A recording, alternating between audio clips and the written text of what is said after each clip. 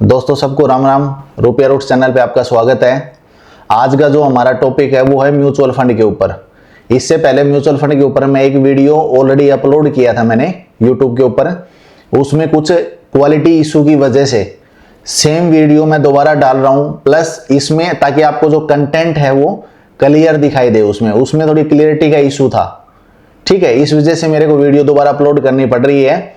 तो इसमें आप वो चीज बहुत बेटर तरीके से समझ पाओगे जो चीज आप उसमें नहीं समझ पाए थे, ठीक है। तो चलो अभी बिना टाइम वेस्ट किए अभी हम स्टार्ट करते हैं। तो सबसे पहले हमारे को आज ये जानना है कि म्यूचुअल फंड होता क्या है, क्योंकि म्यूचुअल फंड आज नहीं तो कल हर किसी की जरूरत है। उसका सबसे बड़ा रीजन है हमारी एजुकेशन। मैं पर्सनली ये मानता हूं, क्योंकि एजुकेशन इसलिए इशू है कि हम स्टॉक मार्केट के बारे में नहीं जानते, हम म्यूचुअल फंड के बारे में नहीं जानते। आज के दिन हजारों म्यूचुअल फंड मार्केट के अंदर अवेलेबल हैं, लेकिन हम उसमें से कौन सा डिसाइड करें ये चीज हमारे को पता नहीं है। उसका रीजन क्या है, हमें म्यूचुअल फंड के अंदर जो प्लान, उन प्लान के बारे में जानकारी से नहीं पता, उनके जो एक्सपेंसेस हैं उनके बारे में नहीं पता, वो किस चीज को टारगेट करके हमारे पैसे को इन्वेस्ट करते हैं, किस टाइप की कंपनीज में इन्वेस्ट करते हैं, किस प्लेटफॉर्म पे इन्वेस्ट करते हैं, वो चीज हम नहीं जानते।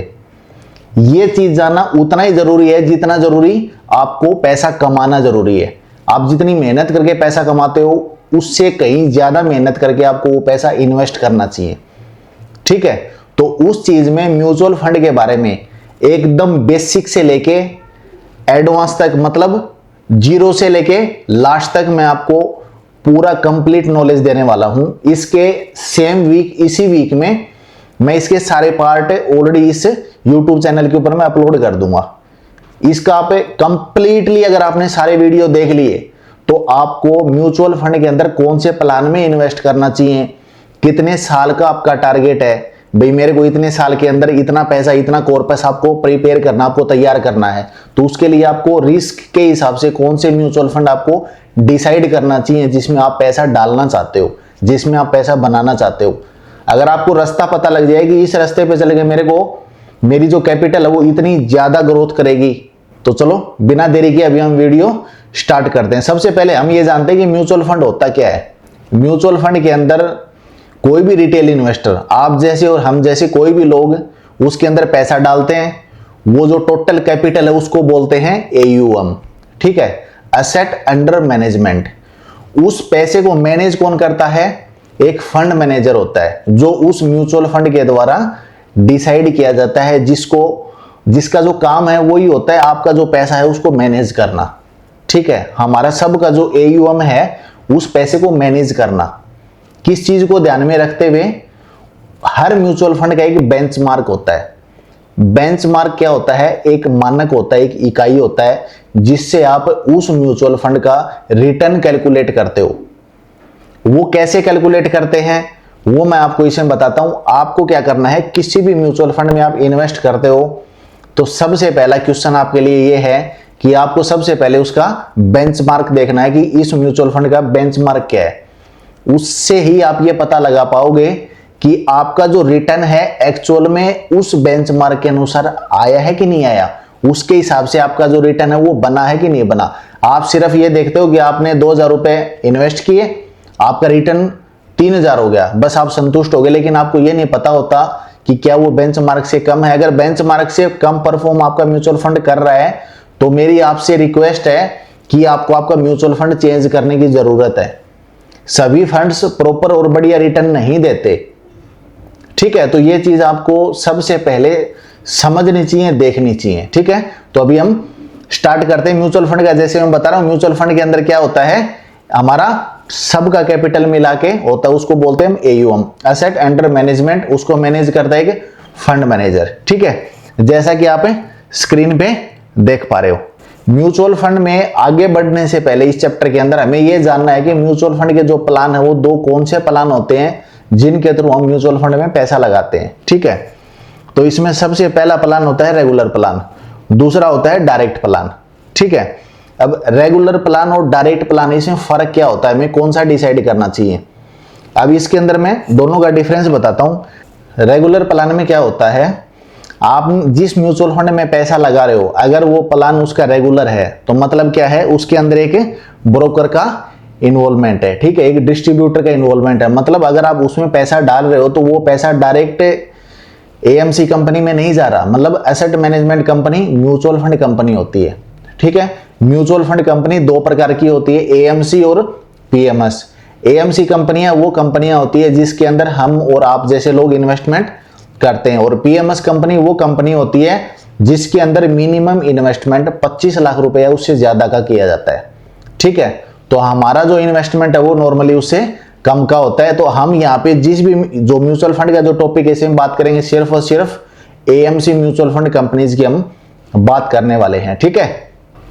तो अभी हमारा क्या है, उसमें रेगुलर प्लान है, दूसरा डायरेक्ट प्लान है। तो रेगुलर प्लान के अंदर क्या होता है, सबसे पहले खरीदने का तरीका, मतलब अगर आप रेगुलर प्लान के अंदर इन्वेस्टमेंट कर रहे हो तो आपका जो पैसा है वो एक ब्रोकर के थ्रू लगता है।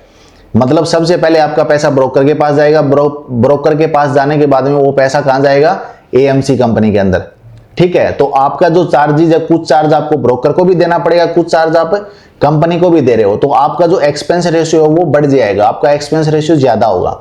सेम चीज अब डायरेक्ट प्लान की मैं बात कर रहा हूं। डायरेक्ट प्लान के अंदर क्या होता है कि कोई भी डिस्ट्रीब्यूटर या कोई ब्रोकर इन्वॉल्व नहीं होता, ठीक है। डिस्ट्रीब्यूटर और ब्रोकर इन्वॉल्व क्यों होता है उसका रीजन बताता हूं। वो आपको सजेस्ट करता है कि आप ये म्यूचुअल फंड लो, मतलब आपका जो फंड है ना वो इन्वेस्टमेंट करने के लिए आपकी जो रिसर्च है वो रिसर्च करने का काम कौन करता है, वो ब्रोकर, वो डिस्ट्रीब्यूटर करता है, ठीक है, जो कि रेगुलर प्लान के अंदर आता है। और जहां पे आपको रिसर्च किसी से नहीं करवानी, आप म्यूचुअल फंड अपना खुद देख रहे हो, आप बेंचमार्क के हिसाब से उसका परफॉर्मेंस देख रहे हो, फिर आप उसमें पैसा लगा रहे हो, ठीक है। तो वो कौन सा प्लान होगा, डायरेक्ट प्लान होगा, जिसके अंदर एक्सपेंस रेशियो भी कम होगा क्योंकि उसके अंदर ब्रोकर का इन्वॉल्वमेंट नहीं होता। तो सबसे पहला क्वेश्चन इधर ही क्लियर हो जाता है कि आपको इन्वेस्टमेंट किसके थ्रू करना है, डायरेक्ट प्लान के थ्रू करना है। इसको मैं थोड़ा सा और डीपली बताता हूं ताकि रेगुलर और डायरेक्ट प्लान का आपका क्लियर हो जाए। इसमें एक्सपेंस रेशियो का जैसे कि मैंने अभी क्लियर कर दिया है, ठीक है। तो अगला पॉइंट आता है रिटर्न का। रिटर्न के अंदर क्या होता है, जो रेगुलर प्लान होता है उसमें हमारे को रिटर्न कम मिलता है। उसका रीजन ये होता है कि आपकी जो कैपिटल, आपका जो कॉर्पस बना है उसके अंदर इन्वॉल्वमेंट है किसका, ब्रोकर का, डिस्ट्रीब्यूटर का।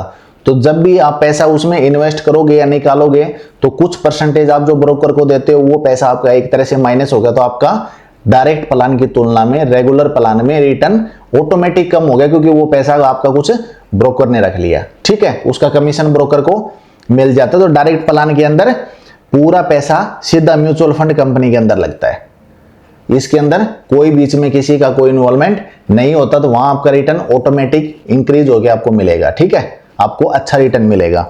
इसके बाद क्या अगली एडवाइस। मैं आपको बता चुका हूं कि ब्रोकर की जो भूमिका होती है क्या होती है, एनालिसिस करना। वो काम कौन करता है, वो डिस्ट्रीब्यूटर करता है, ठीक है। जो आप नॉर्मली देखते हो कि म्यूचुअल फंड वाले बोला म्यूचुअल फंड का प्लान देने के लिए आ रखे हैं, बोला किस लिए, बोला म्यूचुअल फंड का प्लान देना है। वो कौन होते हैं, वो डिस्ट्रीब्यूटर होते हैं, ब्रोकर होते हैं, ठीक है। तो अभी डायरेक्ट प्लान के अंदर क्या होगा, आपको अपनी रिसर्च खुद करनी होगी। वो रिसर्च क्या होगी, आपको सबसे पहले म्यूचुअल फंड के बारे में नॉलेज लेना है। आपको यह पता करना है कि आप कितने टाइम के अंदर कितना पैसा बनाना चाहते हो, उस हिसाब से अलग अलग कैटेगरी के म्यूचुअल फंड बने हुए हैं।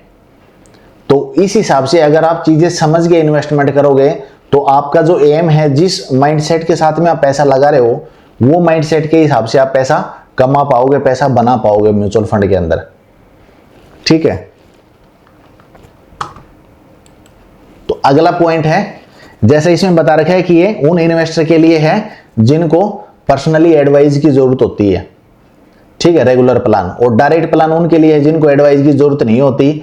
मेरा पर्सनली ये मानना है, अगर आप ये 4 या 5 जो भी वीडियो बनेंगी इस वीक के अंदर पूरा कंप्लीट देख लोगे तो रेगुलर प्लान में आपको जाने की जरूरत ही नहीं है। आपको पता लग जाएगा कि डायरेक्ट प्लान के अंदर आपको जहां जहां इन्वेस्टमेंट करना है उस चीज को आपको कैसे पता करके किस माइंडसेट के साथ आपको पैसा लगाना है। तो सबसे पहला क्वेश्चन यहाँ क्लियर हो जाता है कि म्यूचुअल फंड के अंदर आपको रेगुलर प्लान नहीं लेके डायरेक्ट प्लान लेना है, क्योंकि आपको सिर्फ और सिर्फ आपका पैसा बनाने से मतलब है, ठीक है। तो अपने एक्सपेंसेस आपको सबसे पहले कम से कम करने हैं और इन्वेस्टमेंट उस हिसाब से आप इंक्रीज कर सकते हो, बढ़ा सकते हो, ताकि आपका जो रिटर्न आए वो पूरा आपके पास आए, बीच में किसी थर्ड पर्सन के पास में पैसा नहीं जाए, ताकि आपका प्रॉपर जो रिटर्न आपकी जो मेहनत है वो आपको ही मिले।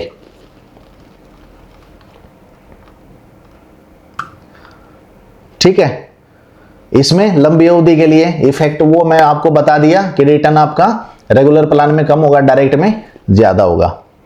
अब जो म्यूचुअल फंड होते हैं, सबसे पहले अभी म्यूचुअल फंड के टाइप्स ऑफ म्यूचुअल फंड के बारे में हम बात करेंगे। तो सबसे पहला है इक्विटी फंड। इक्विटी फंड जैसा कि नाम से ही आपको पता है, इक्विटी फंड का क्या मतलब होता है, आपका पूरा पैसा स्टॉक मार्केट में लगने वाला है। ठीक है, किस किस सेक्टर में लगेगा, किस टाइप से लगेगा, कौन सा म्यूचुअल फंड ने पिछले 1 साल का डाटा के हिसाब से अच्छा परफॉर्म किया है, कितना % आपको रिटर्न कमा के दिया है, ये सारी चीजें मैं आपको अभी इसमें कवर करूंगा। ठीक है, सबसे पहला है इक्विटी फंड्स।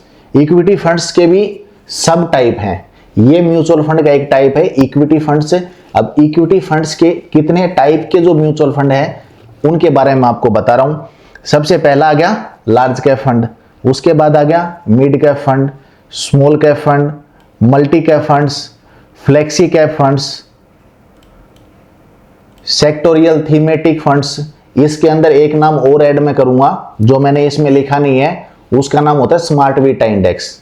ठीक है, वो भी इसके अंदर कवर होंगे क्योंकि कुछ म्यूचुअल फंड स्मार्ट बीटा को भी टारगेट करते हैं। यहां जो थीमेटिक और स्मार्ट बीटा की जो मैं बात कर रहा हूं, ये दोनों एक्चुअल में बहुत अच्छे चैप्टर हैं। इनके मैंने 2 अलग अलग वीडियो कंप्लीट डिस्क्रिप्शन के साथ में एग्जाम्पल के साथ है ऑलरेडी इस चैनल पे अपलोड कर रखे हैं। अब अगर उनको देख लोगे तो इस चीज को आप और बेटर समझ पाओगे और बढ़िया से समझ लोगे। तो नेक्स्ट है फोकस फंड और इसके बाद है ELSS। ठीक है, इक्विटी लिंक्ड सेविंग स्कीम। इसका जो सबसे पहले म्यूचुअल फंड का जो प्रकार था वो यहां पे कवर हो जाता है। हमारे जो इक्विटी फंड है, सबसे पहला जो म्यूचुअल फंड का जो टाइप है उसके जो सब टाइप हैं उनके मैंने आपको नाम बता दिए। उसका दूसरा फिर डेट फंड्स। डेट फंड्स के भी इतने टाइप्स हैं। अब मैं इसको डिटेल में नहीं जाने वाला क्योंकि सबसे पहले आज का हमारा जो चैप्टर है वो इक्विटी म्यूचुअल फंड के ऊपर है। उसके जितने भी सब टाइप्स हैं उनके बारे में आज हम बात करेंगे। नॉर्मली आप रनिंग में ये चीज देख लो क्योंकि ये सारे टॉपिक मैं आगे कवर करने वाला हूं 4 से 5 वीडियो के अंदर, एकदम डीपली एग्जाम्पल के साथ में। तो ये चीज आपको समझ लेनी है। तो डेट्स फंड है, डेट्स फंड्स के ये सब टाइप हैं। ठीक है, ये आप देख लेना। उसके बाद है हाइब्रिड फंड्स, इनके बारे में भी हम बात करेंगे, ये इनके सब टाइप हैं। फिर क्या है सॉल्यूशन ओरिएंटेड फंड्स। आपने नॉर्मली सुना होगा रिटायरमेंट या चिल्ड्रन एजुकेशन के लिए आप लॉन्ग टर्म के लिए पैसा आपको बनाना है, इन फंड में आपको इन्वेस्ट करना चाहिए कि नहीं करना चाहिए। एक्चुअल में इन फंड्स के अंदर आपको रिटर्न कितना मिलता है हर चीज आपको जानना है। किसी ने रिटायरमेंट का नाम ले दिया, नाम रिटायरमेंट का लेने से ही आप अगर उसमें पैसा डाल रहे हो तो सबसे गलत चीज है वो। उसके लिए आपको यह भी देखना चाहिए आपको कितना साल उसका वेट करना पड़ेगा और कितना रिटर्न आपको मिलने वाला है। तो ये सारी चीजें आप इन प्लान्स के अंदर समझना। फिर है other funds. Total mutual fund बता दिया क्या होता है, उसके जो टाइप्स हैं वो 5 टाइप्स हैं। मैंने उनके जो सब टाइप हैं वो भी हम समझेंगे। नॉर्मली आप इतना याद रख लो कि म्यूचुअल फंड कितने प्रकार के होते हैं, 5 प्रकार के होते हैं। ठीक है, तो सबसे पहला जो है इक्विटी फंड्स, अभी हम उसकी बात करेंगे इस वीडियो में। तो जो इक्विटी फंड्स होता है उसका प्रकार और उसका जो इक्विटी फंड्स होता है वो कितने टाइप के होते हैं और उसका जो परफॉर्मेंस है वो आज हम जानेंगे। ठीक है, तो सबसे पहला क्या होता है large cap funds. Large cap funds क्या होता है? लार्ज कैप फंड्स जैसा कि मैंने आपको बेसिक टू एडवांस का जो स्टॉक मार्केट का कोर्स चल रहा है इस चैनल पे, उसमें मैंने आपको बताया था लार्ज कैप कंपनियां वो कंपनी होती हैं जो स्टॉक मार्केट के अंदर जिनकी मार्केट कैप सबसे ज्यादा होती है 1 से लेके 100 तक। मतलब टॉप 100 कंपनी हमारी इंडिया की स्टॉक मार्केट में जो लिस्टेड कंपनियां उनमें जो टॉप कंपनी है 100 कंपनी, उनके अंदर आपका पैसा लार्ज कैप फंड्स में लगता है। ठीक है, तो ये चीज आप इस नाम से समझ लोगे, आपका पैसा टॉप की 100 कंपनियों में लगेगा। अब कौन से म्यूचुअल फंड इसके होते हैं? दुनिया भर के हैं। आज मैं सिर्फ और सिर्फ एग्जाम्पल के तौर के ऊपर उन म्यूचुअल फंड को लूंगा जिनका परफॉर्मेंस लार्ज कैप फंड्स में रिटर्न कमाने का, अर्न करने का और अपने इन्वेस्टर्स को वो पैसा कमा के देने का एक अच्छा रिकॉर्ड है। ठीक है, जिन्होंने बहुत अच्छा रिटर्न कमा के दिया, मैं सिर्फ उन्हीं म्यूचुअल फंड्स की बात करने वाला हूं। ठीक है, तो सबसे पहला है Mirae Asset large cap funds, दूसरा है एसबीआई ब्लू चिप फंड, तीसरा है ICICI Prudential blue chip funds. ठीक है, ये 3 फंड्स हैं। इनका बेंचमार्क क्या है? Nifty 50 TRI. टीआरआई क्या होता है? Total return index. ठीक है, तो अब ये बेंचमार्क सबसे ज्यादा इंपॉर्टेंट है, मैं आपको बताया म्यूचुअल फंड के अंदर बेंचमार्क सबसे ज्यादा इंपॉर्टेंट है, क्योंकि आपका जो पैसा है उसका जो रिटर्न है आपको जो मिल रहा है उसका परफॉर्मेंस आपको इस बेंचमार्क से देखना है। इसलिए कोई भी म्यूचुअल फंड सिलेक्ट करते ही साथ उसका बेंचमार्क भी पक्का ढूंढ के रखना। ठीक है, ताकि उसका परफॉर्मेंस से आप उस चीज को टैली कर लो। इसके बाद क्या है, अब ये जो ऊपर 3 म्यूचुअल फंड दे रखे हैं, ठीक है, Mirae Assets, SBI blue chip और आईसीआईसीआई प्रूडेंशियल। ठीक है, ये क्या है? लार्ज कैप म्यूचुअल फंड के 3 अच्छे म्यूचुअल फंड है जिनका मार्केट के अंदर रिटर्न बहुत अच्छा रहा है। इनका जो परफॉर्मेंस है पिछले 1 साल का वो क्या रहा है? 25.28%। इनका जो रिटर्न है वो इनके पिछले 1 साल के हिसाब से कितना रिटर्न दिया इन म्यूचुअल फंड ने? ठीक है, बेंचमार्क इंडेक्स ने कितना दिया है? 25 से 28। मतलब ये है जिस म्यूचुअल फंड में आपने पैसा लगाया उसका जो बेंचमार्क है उसने टोटल कैपिटल अगर आप उसमें इन्वेस्ट करते तो उसके ऊपर आपको रिटर्न मिलता है पिछले 1 साल में 25 से 28%। और जो म्यूचुअल फंड है जिसमें आपने पैसा लगाया उसने कितना दिया? 25 से 30%। ठीक है, ये कौन सा म्यूचुअल फंड है जिसने 25 से 30% दिया? मतलब आपका जो म्यूचुअल फंड का जो बेंचमार्क है उसके हिसाब से थोड़ा बहुत मिलता जुलता उसने आपको पैसा कमा के दिया है। ठीक है, ये है Mirae Asset large cap fund. तो सबसे पहले आपको क्लियर हो गया कि लार्ज कैप म्यूचुअल फंड के अंदर जिस कंपनी ने सबसे अच्छा रिटर्न कमा के दिया है उसके बेंचमार्क के हिसाब से उससे मिलता जुलता थोड़ा बहुत 1-2% ज्यादा, तो वो कंपनी कौन सी है? Mirae Asset large cap. ठीक है, Mirae Asset large cap mutual fund है वो, सॉरी कंपनी नहीं है, वो म्यूचुअल फंड का नाम है एक। ठीक है, Mirae Asset large cap funds. ठीक है, इसका जो मैच्योरिटी टाइम होता है वो ओपन एंडेड फंड्स होते हैं। इसका मतलब क्या होता है? ओपन एंडेड फंड्स क्या होते हैं? ये वो फंड होते हैं जिनके अंदर आप कभी भी यूनिट्स बाई कर सकते हो, कभी भी यूनिट्स सेल कर सकते हो। मतलब आपने कभी भी उसमें पैसा इन्वेस्ट कर दिया और कभी भी उसको निकाल लिया। लेकिन नॉर्मली एक चीज ध्यान रखने की होती है, किसी भी म्यूचुअल फंड में अगर आप पैसा लगाते हो तो ये चीज ध्यान रखना कि मिनिमम 1 साल से पहले आप वो पैसा मत निकालना, क्योंकि वहां पे आपको एग्जिट लोड ज्यादा लगेगा। और 1 साल के बाद में लगभग म्यूचुअल फंड के अंदर क्या होता है? एग्जिट लोड ना के बराबर होता है। जिनका ओपन एंडेड म्यूचुअल फंड की बात कर रहा हूं मैं, जिनका प्रॉपर ड्यूरेशन के अंदर टाइम सेट के हिसाब से, जिनका अगर 5 साल के हिसाब से अगर आप पैसा लगा रहे हो और वो ओपन एंडेड म्यूचुअल फंड अगर नहीं है तो 5 साल तक वो पैसा मत निकालना। या सिर्फ और सिर्फ ओपन एंडेड म्यूचुअल फंड की बात हो रही है, उनके अंदर आपको मिनिमम 1 साल से पहले पैसा अपना नहीं निकालना, ताकि आपका जो एग्जिट लोड का जो चार्ज है वो बच जाए। नॉर्मली एग्जिट लोड 0.5 से लेके 1.5% तक होता है, जो कि जब कैपिटल बड़ी हो जाती है तो बहुत ज्यादा पैसा बन जाता है ये। ठीक है, अब म्यूचुअल फंड का जो प्लान है वो कौन सा प्लान होता है? Growth plan. जो लार्ज कैप इक्विटी का जो लार्ज कैप फंड है इसका जो प्लान है क्या है? ये ग्रोथ प्लान के अंतर्गत आते हैं। मतलब इनका जो प्रॉफिट होता है डिविडेंड को फिर से इन्वेस्ट किया जाता है। अब ये ग्रोथ प्लान क्या होता है इसको मैं एक एग्जांपल के साथ में आपको बताने वाला हूं। ठीक है, म्यूचुअल फंड के अंदर जो लार्ज कैप कंपनियां होती हैं, जो ओपन एंडेड फंड्स होते हैं, उसका जो ग्रोथ प्लान है वो ग्रोथ प्लान एक्चुअल में उसका मतलब क्या होता है? ग्रोथ प्लान का आप जैसे नाम से समझ रहे हो कि हाँ ग्रोथ मतलब आपकी पैसे की जो वैल्यू बढ़ेगी उसी को ग्रोथ प्लान बोलेंगे, नहीं, इसका मतलब कुछ और निकलता है। इसका मतलब ये है, अगर आपने मान लीजिए 10,000 रुपए म्यूचुअल फंड के ग्रोथ प्लान के अंदर आपने इन्वेस्ट कर दिया, ठीक है, तो आपको क्या होगा? स्टार्टिंग में 10 रुपए पर यूनिट आपको मिलेंगे, तो टोटल 1000 यूनिट्स होगी। जैसे शेयर का प्राइस होता है 20 रुपए 30 रुपए जो मार्केट में चल रहा है, ये मतलब एक शेयर आपको 20 रुपए 30 रुपए का मिलेगा।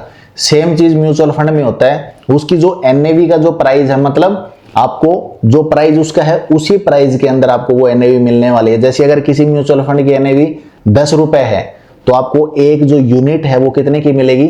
10 रुपए की। वहां शेयर होता है, यहाँ यूनिट होती है।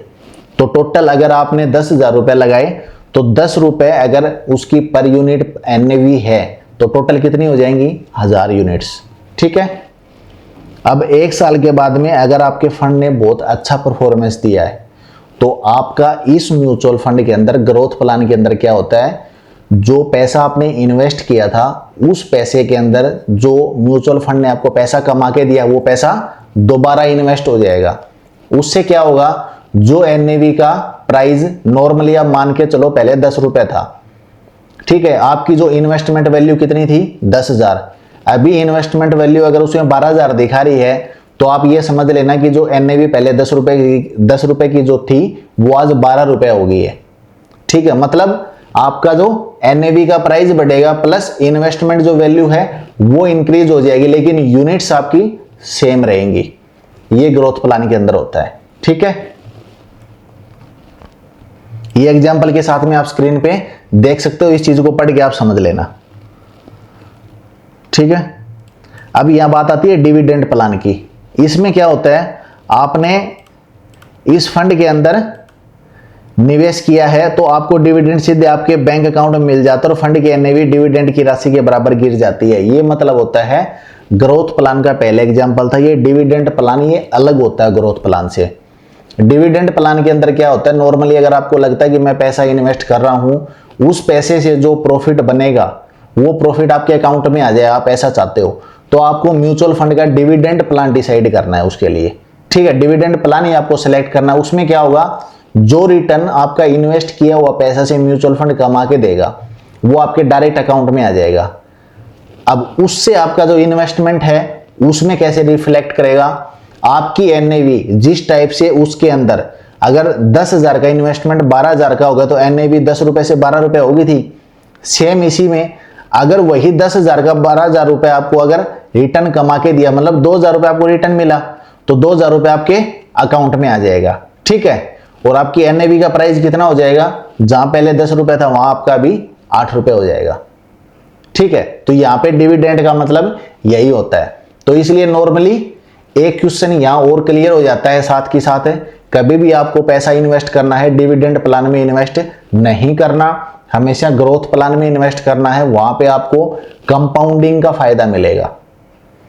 और यूनिट्स का मैं एक चीज बता दूं, डेली म्यूचुअल फंड के अंदर जब आप परचेजिंग करते हो, जब भी मार्केट डाउन जाती है महीने के अंदर 2 या 1 बार तो पक्का क्रैश होती है। ठीक है, तो जिस दिन मार्केट गिरती है तो 2 से 3 दिन के लिए वो गिरती रहती है कंटिन्यूटी, तो उस दिन आपको अपना एक ट्रेडिंग अकाउंट खोलना, उसमें आप सर्च करते रहना जिस बेंचमार्क के इंडेक्स के हिसाब से जिस म्यूचुअल फंड में आपने पैसा लगाया, जब वो मार्केट क्रैश होगी वहां करेक्शन होगा तो उस म्यूचुअल फंड की जो यूनिट्स है ना वो आपको सस्ती मिलेगी उस टाइम पर।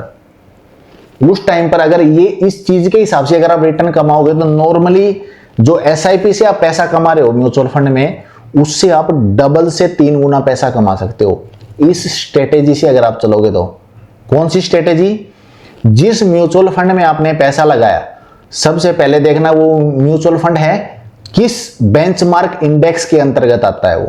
ठीक है, उसके बाद क्या देखना है, जब महीने के अंदर मार्केट क्रैश होती है, मार्केट में करेक्शन आता है, उस टाइम पर क्या करना है, उस म्यूचुअल फंड का जो यूनिट्स है उसका प्राइस देख लेना। उस दिन आपको किसी भी म्यूचुअल फंड की जो यूनिट्स है उसका प्राइस कब डिसाइड होता है, आज का अगर यूनिट्स का जो प्राइस डिसाइड होगा वो आज का दिन खत्म होने के बाद होता है। मतलब आज अगर मार्केट में करेक्शन हो गया तो आज का दिन आपको छोड़ देना है, नेक्स्ट डे आपको उसकी जो यूनिट्स है उसमें आपको चेंजिंग मिलेंगे, उस दिन भी छोड़ देना। जो तीसरा दिन होता है उस दिन आपको पैसा इन्वेस्ट नहीं करना, दूसरे दिन इन्वेस्ट करना है। उसका रीजन बताता हूं, अगर तीसरे दिन आपने पैसा इन्वेस्ट किया और मार्केट बुलिश गई, ठीक है, तो शाम को आपको जो एनएवी मिलने वाली है, आज जो परचेजिंग के टाइम के ऊपर जो एनएवी है उससे ज्यादा रेट पे भी आपको एनएवी मिल सकती है। तो जो प्लानिंग आपने की वो प्लानिंग आपकी फेल हो जाएगी। तो मतलब आज अगर मार्केट में करेक्शन हो गया तो नेक्स्ट डे पार्ट के अंदर म्यूचुअल फंड में पैसा लगा दो, जहां 5,000 रुपए डालने वाले हो वहां पर 2,500 रुपए डाल दो। अगर दूसरे दिन भी करेक्शन आता है तो सेम डे दूसरे दिन आपको पैसा डाल देना है म्यूचुअल फंड के अंदर, क्योंकि आपको उसी दिन का करेक्शन होने के बाद की सस्ती एनएवी मिलेगी, क्योंकि एनएवी उसकी सस्ती होगी उस दिन। ठीक है, अगर इस किसी भी म्यूचुअल फंड में इन्वेस्टमेंट करना, कोई भी म्यूचुअल फंड हो, सबसे बड़ा लॉजिक उसकी एनएवी के ऊपर होता है। जो नेट एसेट वैल्यू जो होती है ना, वो सबसे बड़ा लॉजिक है। जैसे शेयर के अंदर आप परचेजिंग करते हो तो उसके प्राइस पे डिपेंड करता है। आज 50 रुपए परचेज कर लिया, कल उसका 60 रुपए में सेल आउट करोगे तो फायदा होगा ना। सेम चीज एनएवी के अंदर है। मार्केट करेक्शन के ऊपर अगर आप पैसा उठाते हो, और खास तौर पे स्टॉक मार्केट में क्या होता है, कई बार सेक्टर के हिसाब से भी करेक्शन आता है। आप निफ्टी 50 देखते मत रह जाना। उस म्यूचुअल फंड को उठाना जिस म्यूचुअल फंड में आपने पैसा इन्वेस्ट किया, प्लस उसका बेंचमार्क इंडेक्स उठाना जिस इंडेक्स में आपने पैसा लगाया, उसका करेक्शन नोट करना है आपको, ठीक है।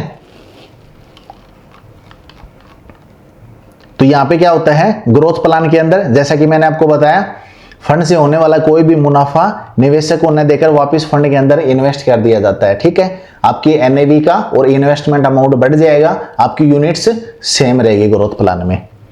डिविडेंड प्लान के अंदर क्या होता है, जैसा कि मैंने बताया, जितना पैसा जितना अर्न आपको म्यूचुअल फंड कंपनी करके देगी वो आपके अकाउंट में हो जाएगा ट्रांसफर, और उसके अनुसार आपका एनएवी का प्राइस कम हो जाएगा, ठीक है। डिविडेंड प्लान होता है नॉर्मली, वो भी 2 टाइप के होते हैं। कभी भी डिविडेंड प्लान 2 टाइप के होते हैं, याद रखना ये चीज, ठीक है। सबसे पहला है डिविडेंड पे आउट, दूसरा है डिविडेंड री इन्वेस्टमेंट। मतलब अगर आपको डिविडेंड प्लान सेलेक्ट करना है तो उसके अंदर भी 2 है, एक री इन्वेस्टमेंट का, एक पे आउट का। पे आउट का क्या है, डायरेक्ट आपके अकाउंट में आ जाएगा। री इन्वेस्टमेंट का है, नाम से आपको पता है कि वो पैसा आपका दोबारा इन्वेस्ट होगा, लेकिन इसके अंदर भी एक लॉजिक है, वो भी मैं आपको समझा देता हूं। डिविडेंड का जैसे आपको मैं बता चुका हूं, फंड्स की यूनिट्स की संख्या बढ़ जाती है। अब री इन्वेस्टमेंट का मैं बात कर रहा हूं, इसके अंदर क्या होता है कि आपको जो नगद डिविडेंड नहीं मिलता है, इसकी बजाय जो डिविडेंड दे होता है उसे उसी फंड की और यूनिट्स खरीदने के लिए इस्तेमाल किया जाता है। इसका मतलब है कि आपके पास फंड की यूनिट्स की संख्या बढ़ जाती है, जबकि डिविडेंड भुगतान के बाद एनएवी कम हो जाती है। बहुत ही सिंपल है, इससे सिंपल लैंग्वेज आपको पूरे यूट्यूब में कहीं नहीं समझाएगा कोई। मतलब जो पैसा म्यूचुअल फंड कंपनी ने आपको कमा के दिया, उस पैसे से कंपनी क्या करेगी, आपको और यूनिट्स परचेज करेगी। ग्रोथ प्लान में क्या होगा था, आपकी एनएवी का प्राइस बढ़ा था, यूनिट्स सेम रही थी। यहां पे क्या होगा, आपकी एनएवी उस डेट के अंदर कितनी है वो एनएवी परचेज कर लेगी कंपनी, तो आपका क्या होगा, यूनिट्स बढ़ जाएंगी, ठीक है। वहां पे क्या हुआ था, एनएवी बढ़ी थी, इन्वेस्टमेंट अमाउंट बढ़ा था। यहां पे क्या हुआ, इन्वेस्टमेंट अमाउंट तो आपका ऑलरेडी बढ़ेगा, लेकिन उसके साथ साथ आपकी जो यूनिट्स हैं वो भी बढ़ जाएंगी, वो भी इंक्रीज हो जाएंगी, ठीक है। क्योंकि यहां पे म्यूचुअल फंड कंपनी आपकी एनएवी, आपकी यूनिट्स परचेज कर रही है उस दिन के रेट के ऊपर, जिस दिन वो डिविडेंड या आपका जो प्रॉफिट है वो डिक्लेयर करेगी, आपके उसमें अपडेट करेगी। तो मतलब आपकी यूनिट्स बढ़ती चली जाएंगी, इन्वेस्टमेंट बढ़ती चली जाएगी, ठीक है। ये किसके अंदर होता है, डिविडेंड री इन्वेस्टमेंट प्लान के अंदर, ठीक है। तो ये चीजें ध्यान रखने। इसको आइडेंटिफाई कैसे करेंगे, किसी भी म्यूचुअल फंड में आप पैसा लगाते हो तो उसके नाम से ही आपको आधी चीजें क्लियर हो जाती हैं। बाकायदा आपको उसका मतलब पता होना चाहिए। री इन्वेस्टमेंट आपने सुन लिया डिविडेंड का, तो री इन्वेस्टमेंट से दोबारा इन्वेस्ट हो गया, इतना मतलब जानना काफी नहीं होता। आपको यह भी जानना है कि री इन्वेस्टमेंट कैसे होगा, क्या मेरी जो म्यूचुअल फंड है वो यूनिट्स बाई कर रहा है या उसकी एनएवी इंक्रीज हो रही है, यूनिट्स सेम रह रही है। तो ये चीजें भी जानना आपको जरूरी है, जो कि मैं आपको ये चीजें, आप स्क्रीन पे भी ये चीजें देख के पढ़ के समझ सकते हो, ठीक है। फिर भी अगर आपको डाउट है तो आप कमेंट सेक्शन के अंदर कमेंट कर देना, मैं उसका रिप्लाई कर दूंगा, ठीक है। किसी भी म्यूचुअल फंड में अगर आप इन्वेस्ट करते हो तो क्या करना है, आपको उस म्यूचुअल फंड की फैक्ट शीट पक्का देखना है।